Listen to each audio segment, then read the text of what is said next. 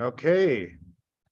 Good morning, everyone. It is Thursday, March 23rd. We're here for our monthly installment of Ask Me Anything. Today, we are welcoming Rick Oknick, Senior Customer Success Manager at Toast. Welcome, Rick. Thanks, Jonathan. Glad to be here. It's good to have you. It's good to have you. Once again, we just want to make sure that folks know that we're very happy to be here on behalf of the St. Paul Restaurant Resiliency Project, talking about how we can reach more customers and earn more. We're specifically talking about point of sale today with Rick. This program is powered by the city of St. Paul and Next. So we want to continue to give big shout outs to the city of St. Paul for doing pretty much more than any other city does to support technology in restaurants across their city. So shout out to St. Paul for their support and for powering this program that we're talking about here today. Ask Me Anything. So Rick, we're going to jump into a few things, but before we do, could you just introduce yourself to our audience? Yeah, thanks. So as you mentioned, I'm a senior restaurant success manager with Toast. That is sort of where I'm at after 25 years of experience working in the hospitality industry. So like most of our restaurant partners and maybe some of the folks tuning in, I've cut my teeth in the industry, working every position in the house from dishwasher to director of operations, and from like food truck concepts to fine dining, everything in between. So that's how I've spent my time. And I've experienced the joys of turning an inspired idea into a bustling space for the community to gather, the pain of making the difficult decision to close a restaurant and having to deliver that message to your valued staff and guests and vendors.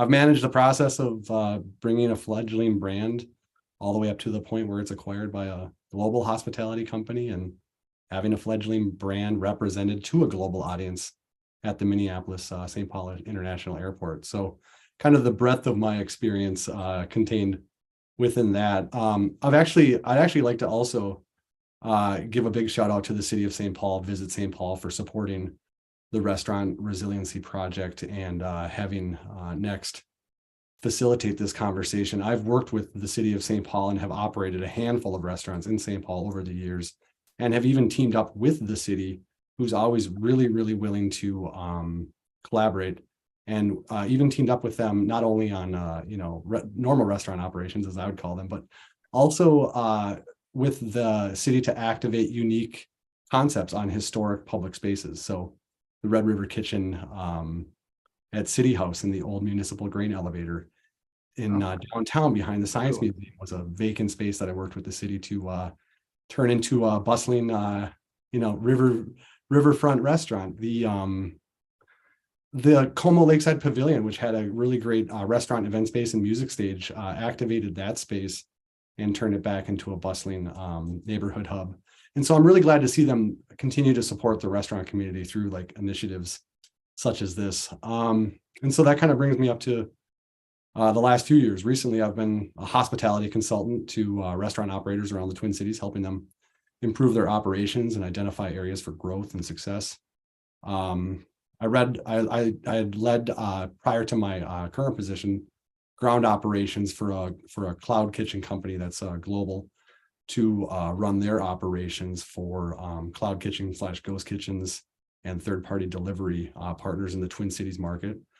And also during all of this, I had spent collectively about a dozen years volunteering, serving on the board of directors for the Minnesota Food Truck Association, the Minnesota Restaurant Association, and the Hospitality Minnesota Education Foundation, which is getting high schoolers into the hospitality workforce pipeline, which is something we all need, in an effort to improve the conditions for Twin Cities and greater Minnesota hospitality owners, operators, and their staff. So that's kind of where kind of up to today. Yeah. So I found myself at this point where that volunteer work that I just mentioned, it was giving me the most personal fulfillment. And I really enjoyed being a cheerleader and an advocate for our hospitality industry. So about a year ago, I made the professional decision to pursue a role with Toast. And that positions me as a trusted advisor for mostly small to medium-sized businesses, kind of sometimes teetering on the edge of like regional or mid-market size. And my clients are based in the upper Midwest, some of them here in the Twin Cities, and they're on the Toast platform. And that ultimately allows me to have the greatest positive impact with my experience by guiding them and their hospitality organizations towards success with Well, yeah, Rick. I mean, it sounds like you've had a positive impact for many, many years now. You kind of just you're taking it to a new stage.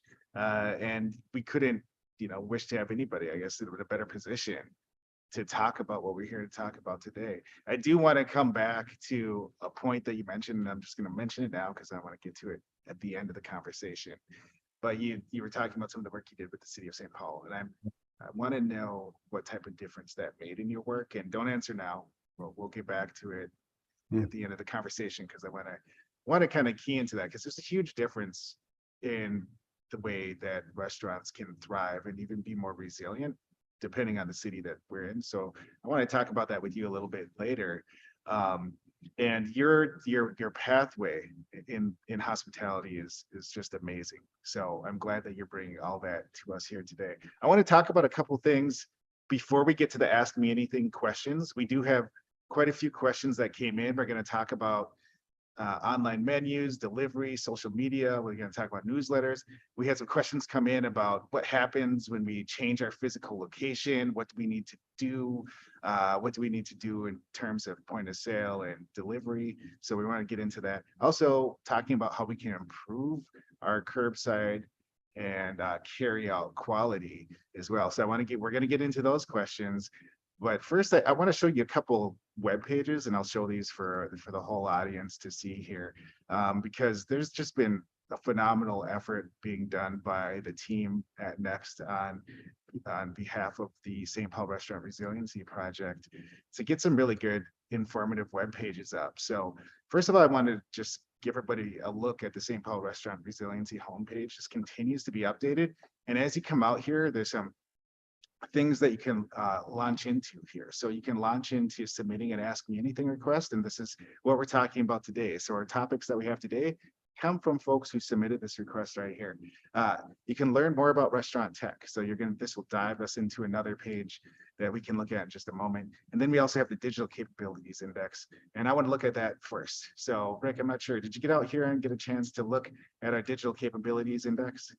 I did. I think you've put together a really great funnel for folks that are either curious or seeking answers and support for trying to maximize their hospitality operations. It's a really good looking site. Thanks. Yeah, I'm impressed with what the team has done. And this site is really quite cool because you can jump in here and look at data on restaurants for all of the zip codes that are in the St. Paul area. You can dive into how they're doing the carryout, Yelp, Google ratings, all that sort of stuff. We see here how restaurants are leveraging the local platforms. We better seen Google. So that's something you can check out here.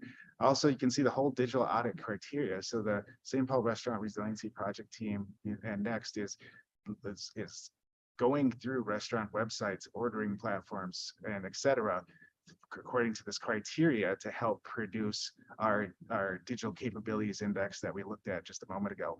And then, of course, we're being as transparent as possible to publish engagement statistics for the program as well here. And so obviously trying to be as transparent as possible on this page and show everybody what's going on. We have the RFP Tech Guide. So out here, we have a lot of information about different platforms that we can use to help reach more customers and drive revenue. And so restaurants come out here and check this out and look at some point of sale options, digital marketing options, and look at delivery options out here as well. So that's something that's super helpful. And then the last one that I want to show y'all is just Ask Me Anything. So that's how you all got here today. Ask Me Anything is something that you can come out to, sign up for the next Ask Me Anything conversation and join us here today. So just wanted to get that out in front of you. And Rick, I wanted to show you those sites too. So when you're working with your customers in St. Paul, you can give them some more resources to help them out. I love that you're doing that. It's really easy to navigate. It's intuitive, and just kind of hats off to the design team pulling all that, I think, relevant and leverageable. Absolutely. Place. Absolutely. Got to give it up to them. Let's go ahead and jump into a few questions. So I want to get into some topics that I know you're super familiar with. I want to talk about this first question that came in from Ask Me Anything. A restaurant changed their physical location, and they need to think about what is entailed with that from a technology standpoint. Rick, how would you advise the restaurant that changed their location? Yeah. So changing location, it happens for a few different reasons, right? It can happen due to factors such as a lease is expiring and you found a great new spot in a great new neighborhood. It can be due in part to hey, we had a kitchen fire and this is no longer a viable space. Whatever it is, as you're thinking about changing spaces and you're thinking about that in terms of your tech stack, what I would do is if you're a Toast customer, we have a lot of resources. We have a 24/7, 365 customer care team who can actually walk you through the steps and support you through that. We have a lot of articles that can also guide you through that. And if you're somebody that has a restaurant success manager like me, you can lean on me for guidance through that. But if you don't happen to have those things at your disposal, what you would want to do is go to your restaurant information that is set up on your point of sale platform, and you'd want to update it there and make sure that your physical address, as well as if there's a difference between that and your billing address, is set up properly. The next thing that I would advise somebody to do is to check with the local city or municipality and county if you happen to change boundaries, and work with your financial professional to ensure that you're assessing the correct tax rates on the items that you're selling and that you're updating those. And sales tax could change. Right? Yeah. Sales tax. I mean, you can go from there's like a 4-block area in downtown Minneapolis and maybe in St. Paul, where if you cross over that threshold, you're no longer in like a downtown live entertainment district. And there are like percentage points of taxes that it makes a difference. And so I would look into those things. I would update my partners, such as my third-party delivery platforms and any other partners that have to do with getting food from my restaurant into my guests' hands. And so that's where I would start with that process. And then as you look beyond the point of sale scope, I would also be looking at my Google business listing and making sure that I'm working with that platform to keep that information up to date, as that is how so many of your fans are finding you, is through those search engine results. So that's how I approach that. Absolutely. So you gave us a pretty good checklist there. If we ran down it, you said starting at the point of sale, update your information there, make sure it's going to be correct. Check your financials, make sure that your taxes are right with the move, and any other things that might affect how you deal with the money that's coming in. I suppose if we're changing cities, we probably want to look at different employment things there as well that might be implied by that move. Earn sick and safe time formulas, like you have to start to, and then you kind of get into the payroll side, right? Like you start to, there are a lot of different considerations to be made in a change. Yeah, we got so then our Google listing, that was actually part of this question that came in. Need help changing the Google listing. So for us, we're always pushing people towards our partners at Visit St. Paul. They offer the local platform there, LOCL. So if you go out to visitstpaul.com and just search for local, get on that platform. That helps you deal with everything for your Google listing. So that's the recommendation there, because you do want to make sure that folks are up to date. And then Rick, you mentioned, takeout and delivery to update if you have third parties there to make sure that they know. What about a newsletter? Would you send out a newsletter? How would you communicate with your customers out here? Do you know of any technology that can help with that as well? Yeah, I mean, there are so many areas now that restaurant owners and operators have to have mastery over, right? Mm-hmm. Oh, definitely. You can no longer rely on your passion for hospitality and your knife skills and your ability to put together beautiful food. You have to be a marketing professional, and you have to be able to draft communications that are, that resound with your audience. So yeah, a newsletter would actually be a really great way to share that information out, right? And a few different channels for that. If you can lean on any of the popular platforms for email marketing and engaging with your guests, definitely either through your website and or linking those to your website. And just like a constant contact or like a MailChimp or exactly through your website. If you have Squarespace, they have a newsletter.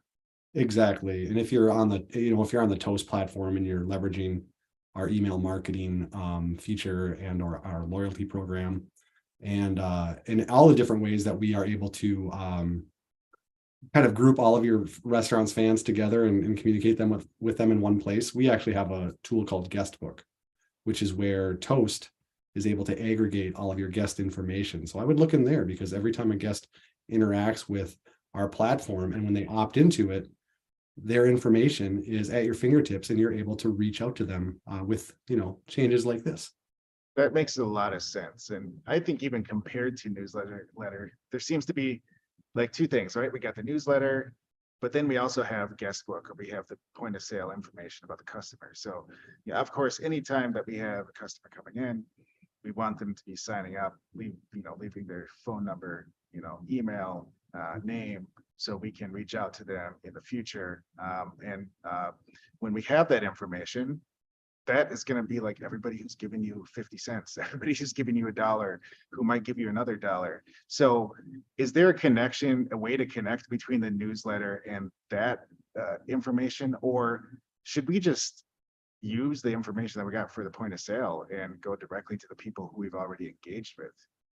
Yeah, mileage may vary on each of those strategies. The way that I would do it is I'd just make sure that I'm linking all of these resources together so that whichever strategy that I'm using, that, and if I'm using multiple, that my guests and my fans have the ability to kind of follow the trail, if you will. Mm-hmm. So if I have guests that are opting into our email marketing program and, I want to reach out to them and let them know, hey, you're in our marketing program, but you're also a Toast loyalty member. We're running this promo for this month for loyalty members and targeting those audiences. I would say the best way to do it is you want to practice some data hygiene. You want to make sure that the information that you're collecting is clean and that it's not redundant and that you're kind of keeping it and safeguarding it, right? This is really valuable. This is a really valuable asset, not only to us as restaurant operators and our ability to reach our guests, but it's also our guests' data. And that is extremely important that we don't have it scattered all over the place. So I think focusing your efforts in one place and working from there, as to not, to use a hospitality term, too many cooks in the kitchen. If you have too many integration partners and you have third-party apps connected to third-party apps that are connected directly to your point of sale, there's a sort of degradation of integrity in what's happening with your data, guest data. So keeping it all, I think, kind of close and in-house is how I would recommend and advise my clients to do that. So yeah, just going down this path. And I love the fact that you brought up data hygiene, which is basically just making sure that the data is usable, clean, and accurate. You don't want to have people's names misspelled. You don't want to have people who have their name but don't have an email address. You want to try to have this kind of complete, clean data set that you can use. So when you go to send a message, you don't have to go ahead and do that before you send a message. It's a whole project just to send a message out because you moved. And I just want to send a quick text to everybody who's ever bought something to me that says, hey, next time you want to buy something, you're going to have to go to a new place, right? Or it's going to take you 1 or 2 minutes longer, or be there a little bit quicker because we're closer to you now. Yep. Yeah, that's a really good point. I'd love to hear how that works on the Toast platform. So you mentioned, what was it called? Was it the guest book? Is that what it was? Yeah. So on the Toast platform, every one of our restaurant partners has what we call a guest book. It's a tool that lives within the Toast web backend. And I'd like to highlight this because in my experience, this is a relatively recent feature that's been added and refined. It's where all of that guest data lives. And so like I said before, when I go to, I'll just shout them out because I love the work that they do. When we go to this local coffee shop in our neighborhood, Cafe Series, I pull Oh, out, yeah. Toast Good customers. place. Love what they're doing. And I Got it spend down. a lot of time and money there working there on my laptop. But when I pull out my my smartwatch and I use the tap to pay functionality that they have at the counter for my cappuccino, I'm prompted to acknowledge and opt into Toast as far as communications policy, right? And all of this is obviously available. We can provide all of the privacy statements and the terms and conditions, right? But basically, when your guests do that, they're saying, "Hey, I'm a fan of your restaurant, and I'm allowing you to reach out to me. And in order to do that, we have your, whether it be your telephone number or email that's associated with your bank card, or if you place an order through Toast, the Toast Takeout app, or a Toast online ordering, you're opting into, if you choose to do so, giving the information that is on your profile to Toast, and then we can take that data, which is probably the biggest I think shift in hospitality that I don't think a lot of people are really talking about or paying too much attention to now, but it's guest data and our ability to reach our audience and our ability to serve them better, either through, hey, we've got a profile for this family. He likes Italian red wine. This is what they typically order, but we were out of it last time, so they tried this Pinot Noir and they really liked it. Or, hey, their daughter has a tree nut allergy. Make a special note of this. Like we're building information to provide a more hospitable and anticipatory kind of a proactive approach towards our guests. And so, Rick, I want to just jump in there because there's some restaurant we're working with who has a big social focus, right? And so what we're testing with them now is, can we run certain promos that are targeted at some of these social focuses to convert their restaurant from a chance meeting with people who might have something in common with, to be able to convene folks who have similar interests based on the promos that we're running. So that's another powerful use of that would be building new guest data, right? On top of, their meal preferences and things like that. But now, hey, they responded to this promo that was about, sustainability, or reusable energy or something like that. Now we know who those guests are and we want to convene them together. Yeah, it's all about using it in smarter ways to provide, I think, relevant and useful information if you're using these correctly, and if you're crafting your messages thoughtfully to your guests, right? They're your fans. Absolutely. Show up and they spend their hard-earned money. They're demonstrating to us that they like what we're doing. And you can usually measure that, right, by repeat business, which is a tool that's in the guest book. You can see, spending history, order history, kind of things like that are actually super relevant to the work that we do and allows us to do our job better, and allows them ultimately to have a more hospitable experience and to walk away from it saying, wow, they really have their game together. I really enjoy spending our very valuable time and energy and money there at that restaurant. They're doing great. Is there maybe a best practice as far as these promos go? I mean, should we be looking at, trying to understand people's favorite beverage, their favorite meal, favorite time of the day? What are you seeing restaurants do that seems to be successful for using promos to drive folks to the restaurant based on the data that they have about them? Yeah, so I'm subscribed to a handful of communications from Toast restaurants in my neighborhood and throughout the Twin Cities.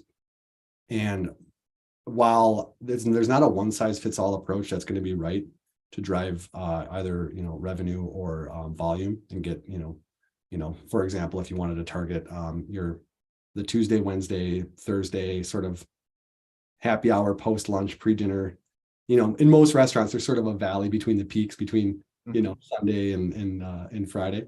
Yeah, and so you still have staff there, but the money's not coming in the same way. Exactly. So I would say to run your operation smartly, I'd keep a few things in mind. Number one, be conscious of the cadence in which you're sending things out.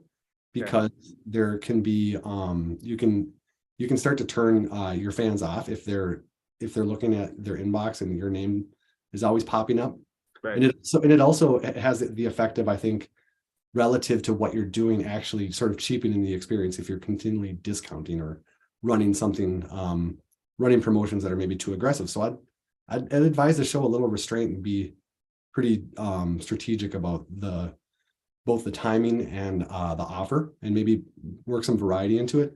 But Like back to variety, like you would have maybe a discount, but then you'd have also like a special item or a new release, something. exactly. Like that. You know, new spring menu, wine dinner by this family vineyard, Yeah. you know, things like that, or you know, pop-up chef in this area of our restaurant for this period of time. Like, keep it, I would say the variety is the spice of this kind of thing. Like, you want to move around a little bit, and you got to be constantly kind of evolving and doing cool things. It just can't be like a buy one get one burger every, you know, Tuesday night that you're hitting send on the campaign for. But to the point that we were kind of talking to, I would identify areas of opportunity and try to target those. So back to what we were saying, if that 4 to 6 p.m. time period on, you know, Mondays through Thursdays is where you see an opportunity to drive more revenue, and you have, like you said, the staff is there, you're paying the labor. What can we do to get people in the door during those periods where we have the capacity to execute, but maybe we're not doing the revenue or volume that we should be doing? Just kind of looking at your own operations and looking for areas of opportunity to bolster. Yeah. So we've got frequency, variety, we've got understanding the business and when we need to fill the gaps, or if there's a big opportunity that we can recognize and make the most of that opportunity. And so when we're driving these promotions, you know, those are two things to consider. Is there anything else that you think might be a consideration, or that interesting that you see people doing around promotions? You know, I haven't seen anyone doing this per se, but an idea that I've always thought would be a really good program would be for several restaurants that are friendly and collaborative to get together, that are on like the same block or same part of the city, to get together and offer the same kind of promotion to draw in, and to create some kind of critical mass and awareness to that part of the neighborhood, and to the things that this, you know, to the cool things that these groups of restaurants are maybe doing and working together. I think that people like to see us folks in the hospitality industry sharing ideas and kind of elevating everybody. You know, that is like the best experience, right? When you can go to a neighborhood and you can get a coffee at one place, get a, you know, dinner at another place, get a dessert somewhere else, maybe go check out some records or something like that, you know, and kind of have the whole experience all in one block. And what you're recommending there sounds like a really good idea for folks to collaborate on. And I think a lot of times, you know, restaurant technology is adopted because of word of mouth. Like, I can think of several restaurants that are next door to each other that have Toast, right? And it's like, you all could probably be just copying each other all the way down to what you click on the point of sale, or what you tap on the point of sale to put it out there. That's a super good idea. And I think, yeah, from any type of customer experience, they're going to love that. I wanted to mention, like, I didn't say this at the top of the show, but we have, you know, in doing our digital audits in restaurants in St. Paul, we've identified over 22 restaurants there that use Toast. And I know that there's more that we haven't identified so far that we haven't gotten to yet. You probably have a list as well, but that's a you know, more than a couple handfuls of restaurants using Toast. And so this opportunity for folks to kind of learn from each other is definitely something that they can do. We want to get into talking about improving curbside and carry out quality. When I think about quality, there's kind of like the aspect of like the experience, but also making sure that the product is good, you know, for curbside and carry out. Let's talk about the experience from the technology side. Is there anything you're seeing happen right now where folks have a way that the curbside experience is something that customers want to come back to? And how does technology help there? Yeah, so technology is really the conduit in which the information is flowing for this arm of your operation. If you've implemented curbside to go or any of the other variety of ways to get your food in front of your guests and to capture that revenue, there are some considerations that I think you should be making. I can speak to the toast side specifically, but then I can kind of vaguely speak to some of the other operators, because curbside can come from a variety of different sources, right? At Toast, we have in internal Toast online ordering has a dine-in, a pickup curbside option when you use our online ordering feature. And that's going directly through your Toast point of sale platform. So when the customer or the guest is sending their order through, that's just traveling right through your point of sale and it's coming directly to you. And, and in some cases, it just bypasses everything and shows up on, a kitchen display screen, or it comes right to the kitchen printer and it's all routed properly. So the thing that I would stress that restaurant operators are thinking about is ensuring that you're configuring your restaurant settings correctly to quote accurate times, and setting up your timing strategy either based on volume or pricing strategies, so that depending on how busy your kitchen is and either the volume of tickets and guests inside the dining room or the size of the orders that are coming through different sources, is that you're setting up your timing strategies properly. Because what's more annoying to a guest than getting quoted a time and then sitting in your car waiting for it when you've maybe got some little kids in the backseat that are hungry for that dinner, or your order is prepared too early and you get it home and you're like, wait a second, this seems like it was maybe sitting in the under the heat lamp for about 15 minutes before I picked it up. So there's a quality consideration that's tied to all of this, either a quality of the product in the food or the quality of the experience for the guests. So I would say timing strategy, what you're just really saying is having the food ready for when the people are there, right? Have those things try to be as synced and orchestrated as possible based on what you know about your restaurant operations and both your physical kitchen layout and your ability to perform that, but also considering who your kitchen staff is and what they're capable of at any given moment, right? I'm going to dive deeper here, but let's keep going. Let's go where we're going here. So let's keep talking about, you were talking about timing strategies. What else do we need to think about for improving curbside and carry out? Yeah, I would also keep all those things into consideration and make sure that your strategies and or your third-party delivery platform settings are configured as well if you're using party delivery for the pickup option, because a lot of guests' orders will flow through one of the popular third-party delivery platforms as a pickup option. So it's passing through their channel to your point of sale channel. And so ensuring that if you're doing that and you're not directly integrated with your point of sale and the third party, that they have their settings correct too. So just overall making sure that you're doing your best to kind of get that component of it right.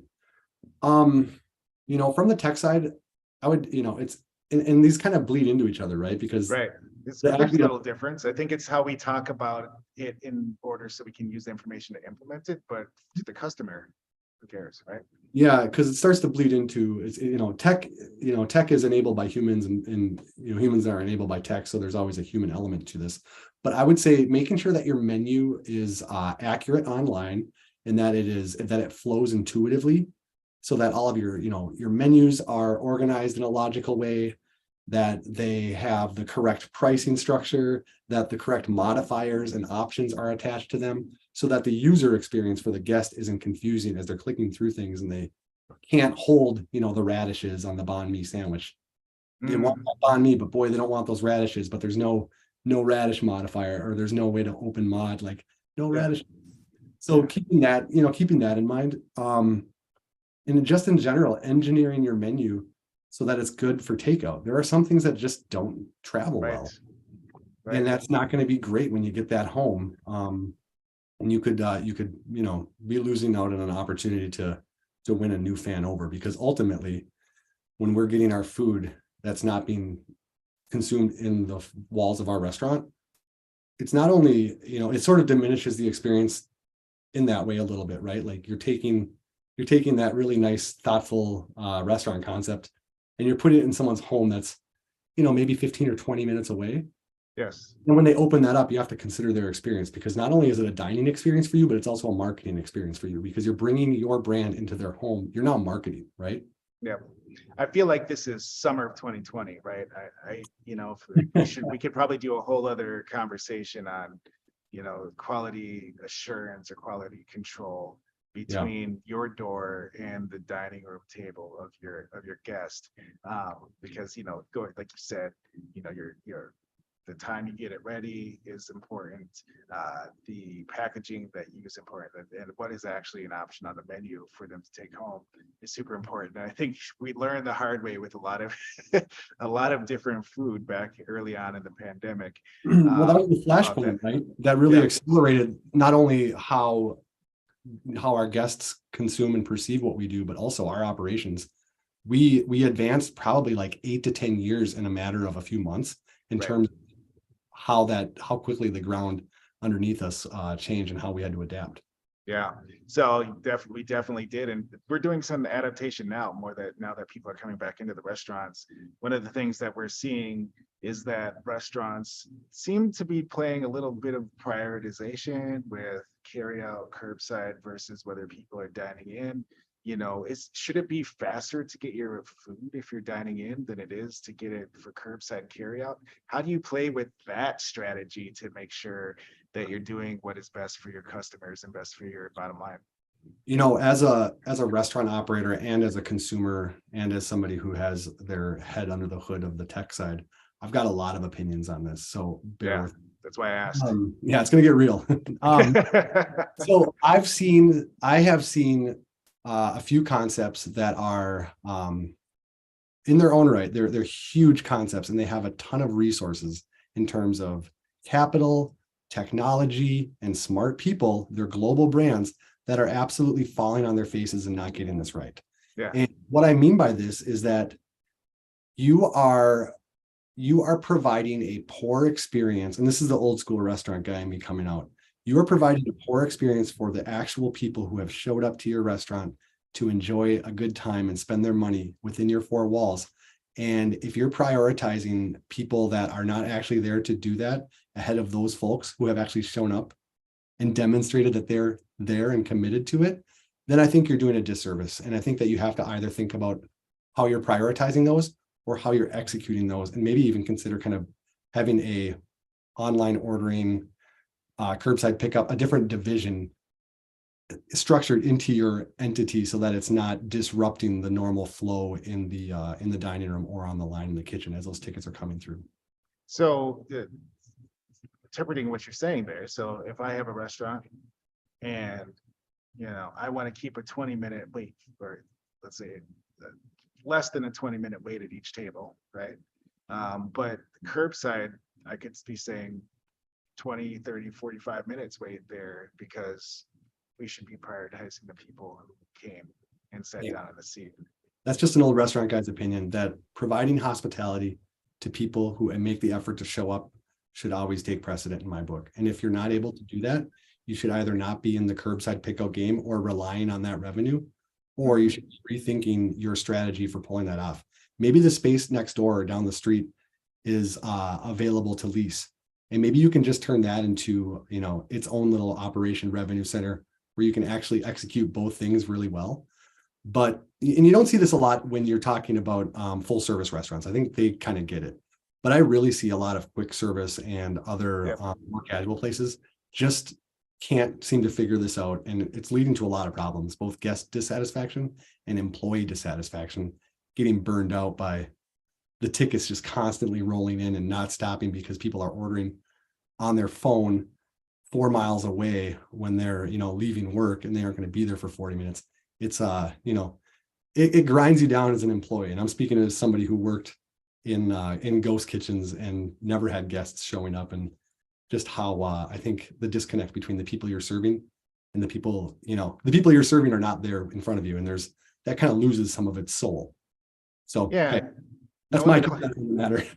Yeah, I mean, knowing the clientele is huge, and you've got the definitely an experience doing this sort of thing yourself and helping, many restaurants do it as well.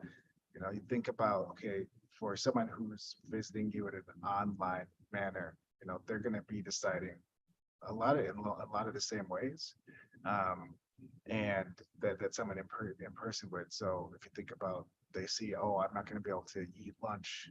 I clicked on here and I want to pick up my lunch in 15 minutes and I can't get it for 45. You're out. Like I'm not going to buy it from you. Last time I went there to get it, I showed up on time and it was late. I'm not going to buy it for you. So there's ways that you can, definitely alienate those customers.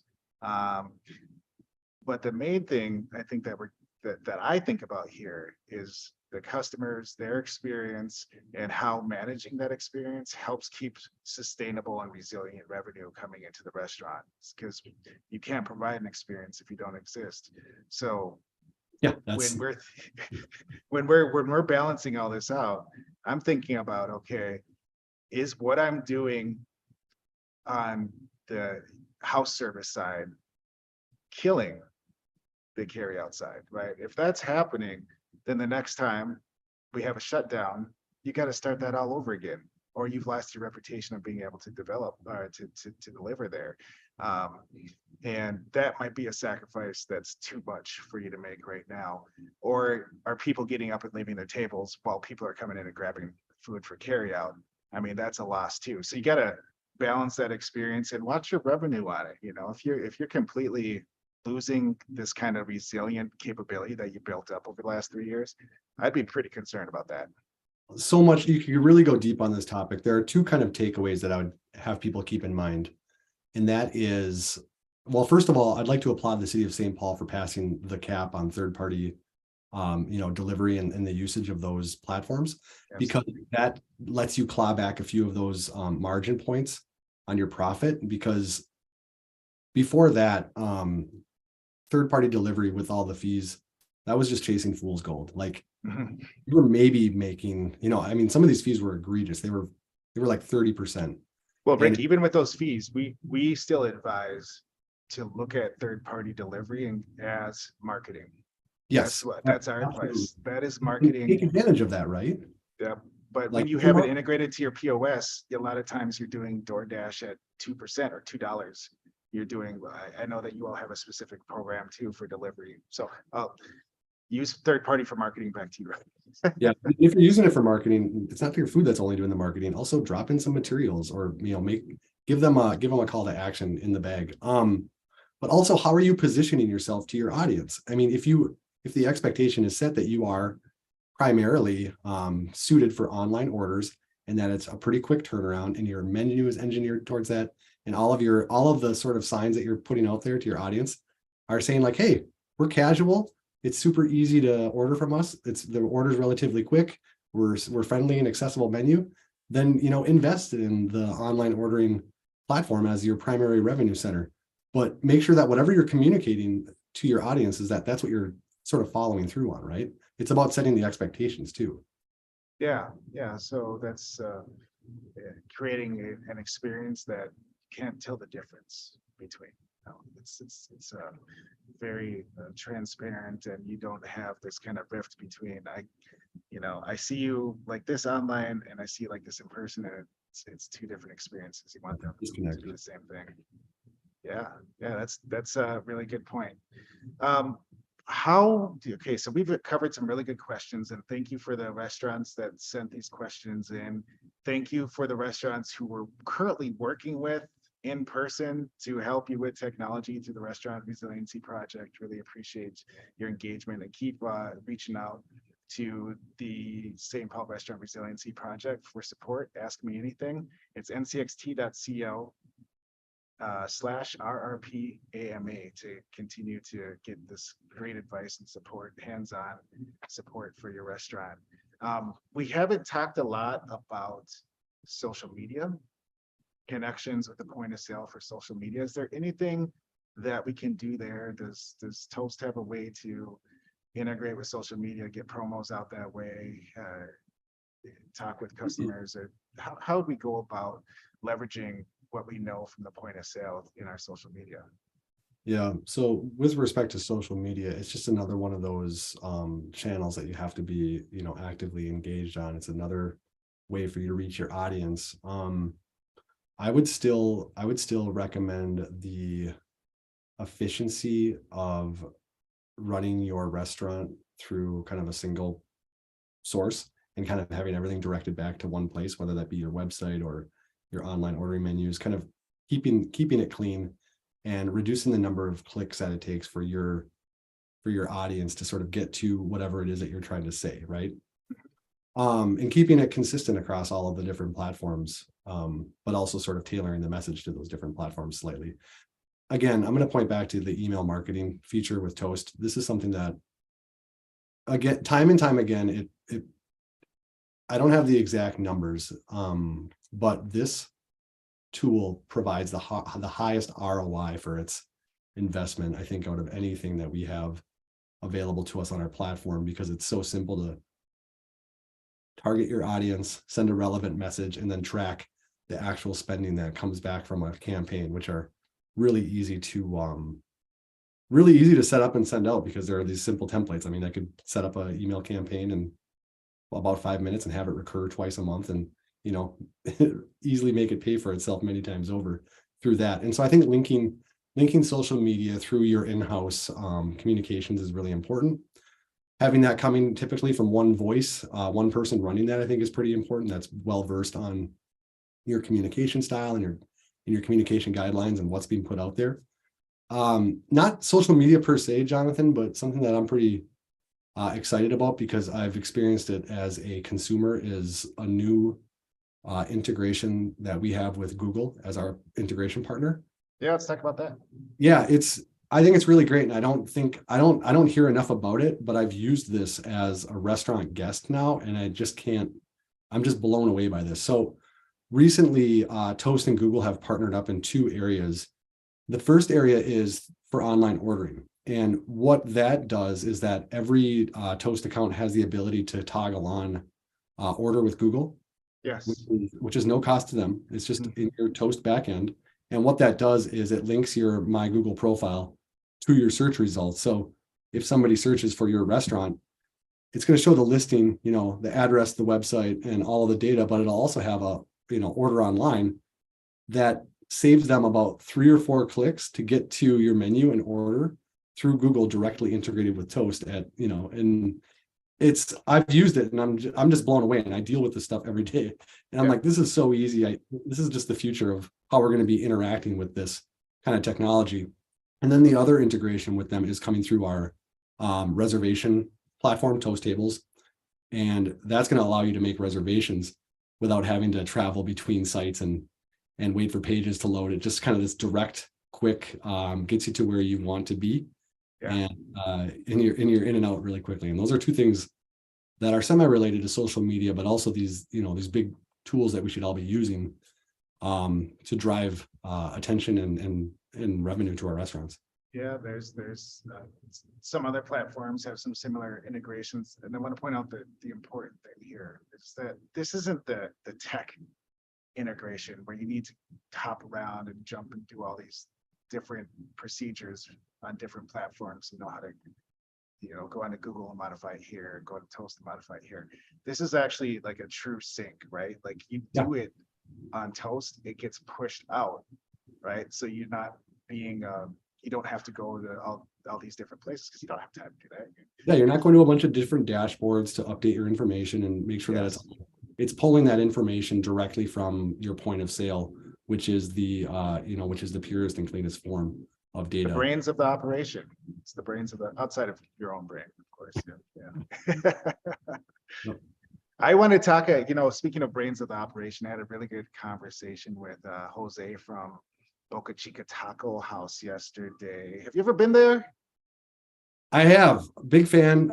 Had my senior prom dinner at Boca Chica so many years ago, and they've just been doing it so well for so long. Love it. Look at this. This is their website. I was talking to Jose. He said I could probably go on that webinar tomorrow and outperform Rick. He said he knows more than you, Rick. So we'll have to do like a Jeopardy session with you all and see It's on. who's got it. Great guy. Taco House has been around forever. Tacohouse.net. This is their website. Got it up here. Some beautiful pictures. It's almost lunchtime. Hey, if you're in St. Paul or in Minneapolis or in any of the surrounding areas, Mendota Heights, Eagan, whatever it might be, click here on order online, and it's bringing you right to the Toast tab functionality that's hooked up there, so you can start your order here. Would love to get some of your thoughts on what you're seeing here, Rick. Does this look like a pretty good setup? Is there anything that you want to point out for people to think about when they're putting together their online menu or their integration between their website and their online menu? Taking a look at this right now. So I like how they're calling out right on the banner of their homepage, order online. Absolutely. They're just pointing out like, hey, this is how you can get this food to you really quickly. Of course, I love that they're using Toast, and this would be available on the Toast Takeout app, which if you're a fan of Toast restaurants or you're a Toast restaurant, get on the Toast Takeout app. I use it all the time. It's great. This looks great. There isn't really anything I'd call out here, but I would like to point out when I go to their online ordering menu, which is hosted by Toast, we have a new revamped online ordering product called Toast. It's branded online ordering. And what it does is it takes this format that a lot of us are used to seeing, and it allows the restaurant owners and operators to actually customize it really deeply so it looks native to their website. And what I mean by that is you're actually able to get exact matches with your style guide. So fonts, colors, logos, everything, photos, everything is able to be configured to match exactly to the rest of your website now.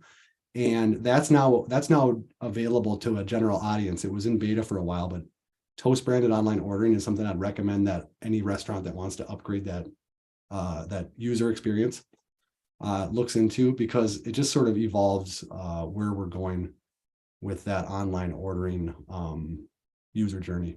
Yeah, no, it's a great This is great. They've got this configured really nicely, and I don't see any areas for real improvement here. Yeah. Well, yeah, I think you're pointing out something though, that there's some new functionality, and thank you for sharing that with us, because that is something that the Restaurant Resiliency Project team always looks at. So we go in and we will look at this menu here, and we will compare it to this menu here, and we will tell you where people are going to get confused. Hey, how come it's $11.99 over here, but it's $12.99 over there? Or how come it's described this way or that way? Is there an easy way to sync that up, or is that still pretty manual? There is, and it depends, because there are different pricing strategies that come into play when you're doing like a third-party delivery, right? So what we do is we have pricing strategies that a lot of our customers will employ. They'll create a copy of their their lunch menu. They'll edit it down to just the items that they think would be best executed out of their kitchen and travel well.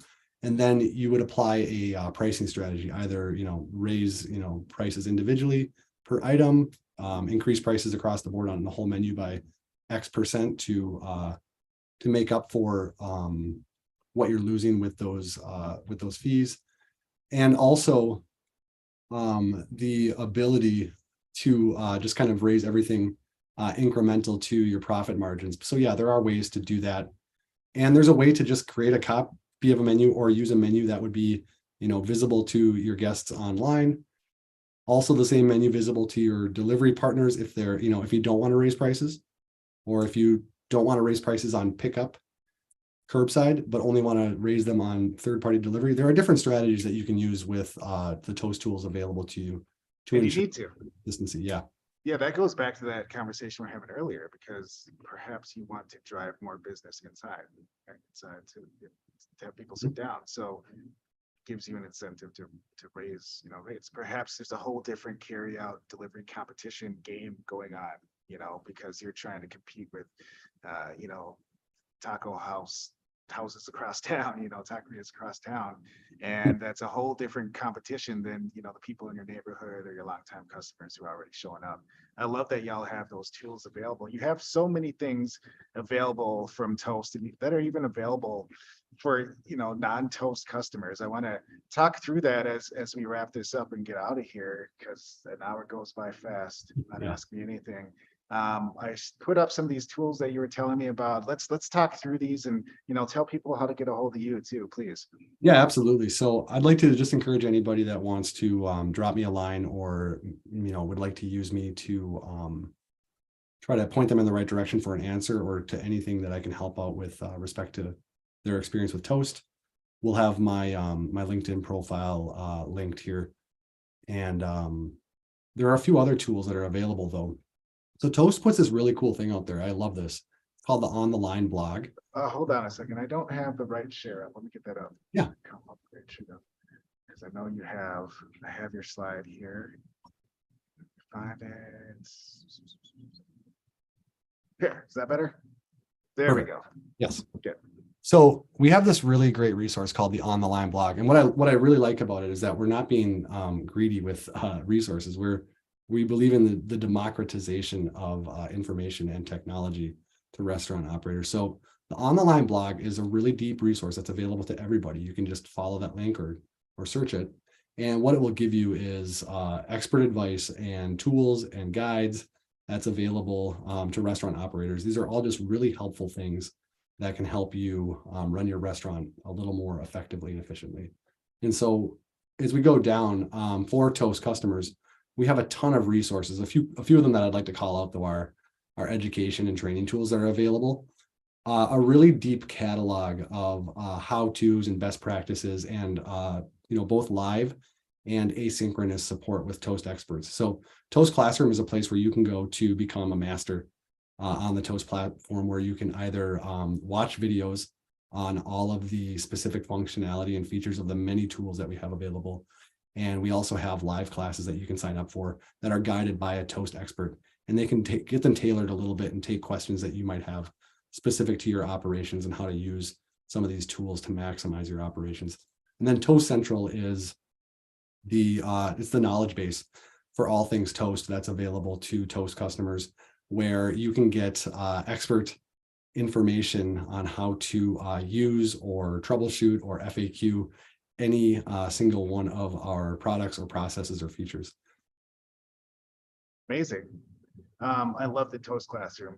That's such a good It's resource to great. have. I just want to shout it from the mountaintops. I attended the classes myself. This is where a lot of Toast employees get their refresher training. And I think it's so great. And I think that people should be leveraging it, because we really truly want to empower our restaurant partners to become experts on the platforms themselves.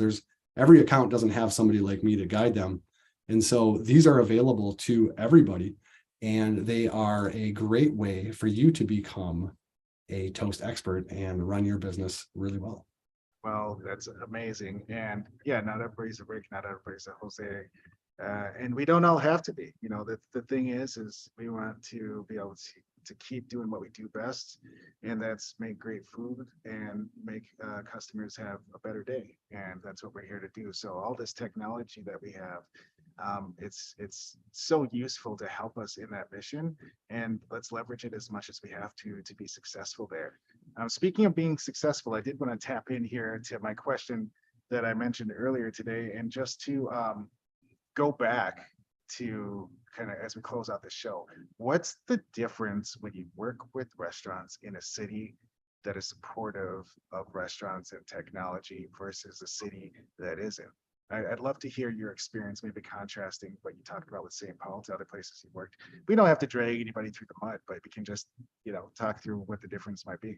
Yeah, I mean, I think the difference is, and I can speak to my experience with working with St. Paul, who has been incredibly supportive of their restaurant community and has enabled them in so many ways. But as we look forward to the future, especially tech enabling them, it makes a huge difference. And the difference, it's so far reaching, because it comes down to licensing, regulations, having certain departments within the city that are well-staffed and organized and able to collaborate with restaurant partners to enable them to get open and stay open and be successful. It has, a lot of it comes down to, the rules and the bureaucracy of it all and how they allow restaurants to operate. I mean, I come from a time when it was really, really difficult to get a food truck out on the road in the cities, and it was a novelty to, that process used to, take years off the end of my life. And now it's really great because they have the Twin Cities and St. Paul specifically have people that are dedicated, that are knowledgeable and willing to support you. So it's both the framework that they build, but also the people that they put in front of it and kind of the policies that they put out there. And I really like how Visit St. Paul is also kind of amplifying the message and promoting it. So it's all these pieces working in concert to create the flywheel effect where it just gets humming. And to feel that you're supported as a restaurant owner operator is huge, because it's scary. It's, you're usually putting your own, not only your dreams on the line, but also your, your assets and your livelihood and your future.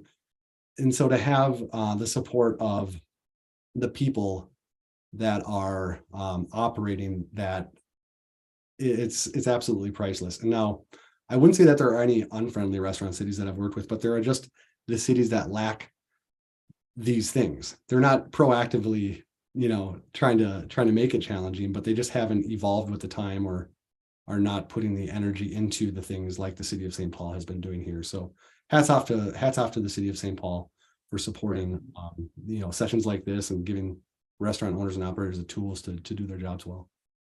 Most definitely. Well, thank you, Rick. It's good to see you here again. Keep doing all the great stuff that you're doing for restaurants who are part of the Toast platform and beyond. And, your participation in the industry here doesn't go unnoticed, and it's probably pretty unmatched. I mean, you're just out there always involved in the hospitality scene. So we appreciate that. We appreciate you joining today. I appreciate everybody who has tuned in today and will tune in later. Thank you for checking out Ask Me Anything from the St. Paul Restaurant Resiliency Project. Next month, April 27th, we're going to be talking more about point of sale, really focusing on specific integrations that are working for restaurants in St. Paul. So make sure to join us then to get some more ideas about some integrations that can help you out.